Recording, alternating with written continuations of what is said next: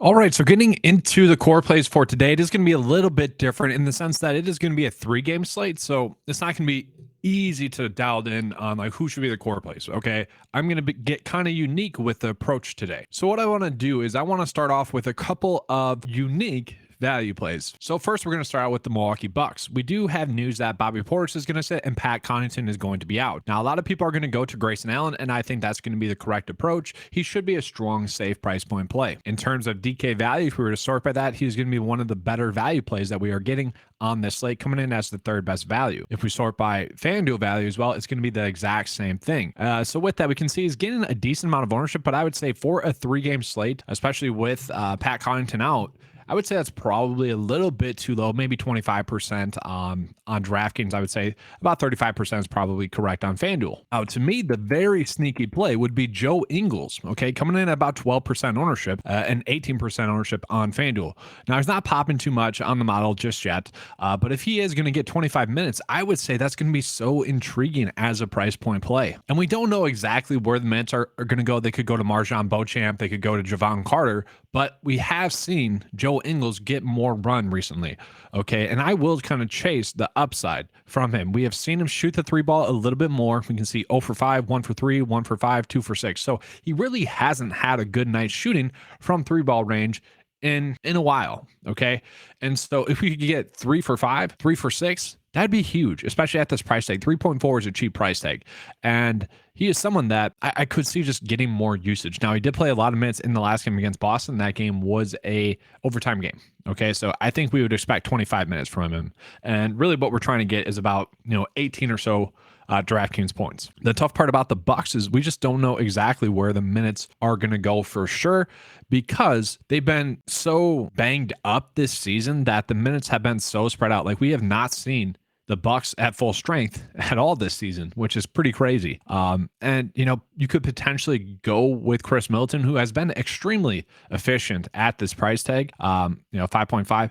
We have seen him be extremely efficient, guys. I mean, I would even take 25, I would say, as a base today. Not something we love, but I wouldn't hate that. So that kind of covers like the players I would be trying to attack with Pat Connaughton off the court. I will also say that Drew Holiday is at a cheap price tag as well. It just won't be shocking to see him kind of continue to do what he has been doing recently, which is get about 37 to 40 DK points. And at 7.5, that is something that we would certainly take. Now, if we go to the flip side of that game, I actually don't mind Kobe White. Kobe White, went out and played a really good game last night, and that was with DeMar DeRozan out. And I'm kind of expecting DeMar DeRozan to be out again tonight.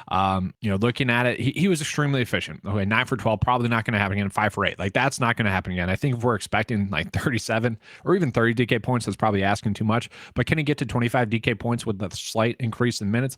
I do think so. And so not a terrible price point play as well. And so kind of lastly, talking about like a sneaky value play, kind of the expectation that we ran with yesterday in the live stream was, hey, if players are questionable, just be cautious because they could sit out. It's the night before the NBA All-Star game.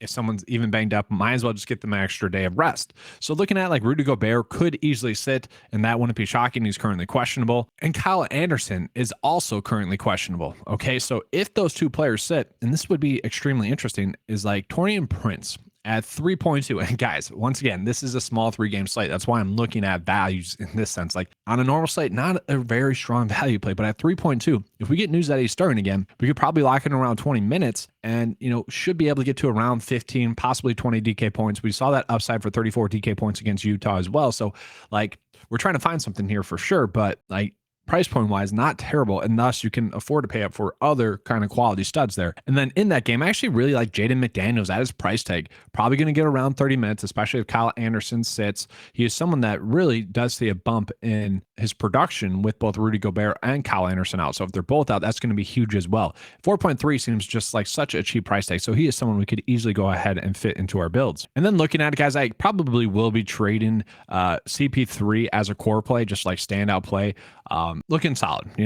We can never fully trust him, so he's like a GPP only play, but we have seen that upside be there for him recently. 55, 42, 43, 38, probably a little bit more. Need a little bit more. 30, need a little bit more. So definitely a little bit more inconsistent than I typically would like, but on this 3-game slate, we kind of have to force some stuff in there, and that's how I feel about DeAndre Ayton as well. Like, really strong price point play. The chances of him really going off are going to be greater than CP3, so I had to prioritize him over CP3. So guys, if you guys are enjoying this coverage, make sure to give a like and subscribe. We do appreciate that. So looking at giving you guys a first look build, we got DeAndre Ayton here, but we could easily go with some of those players that I was already mentioning as like kind of sneaky good value price point plays. And then like, this is the issue on the site. I would love to be able to fit Giannis into a build.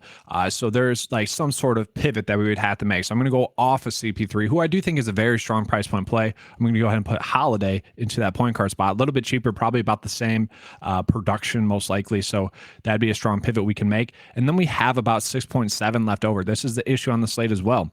Could easily go Brooke Lopez. I'm going to go Chris Middleton for now. And then it's like, what do we do? Do we go up from Joe Ingles? Do we go up from Torian Prince? Do we go from Grayson Allen? That's really for you guys to decide. I'll say for now, let's go from Joe Ingles. And then I guess we could go we could go Kobe White. And so for now, we'll go with Kobe White. And so it's definitely an interesting slate. It's one in which, make sure to be in the Discord chat before lock. Small 3-game slate. Any significant news could really change the whole impact of this slate. So just make sure to be in there. Link to that's in the description below. All right, make sure to give a like and subscribe. We do appreciate that. And as always, guys, good luck.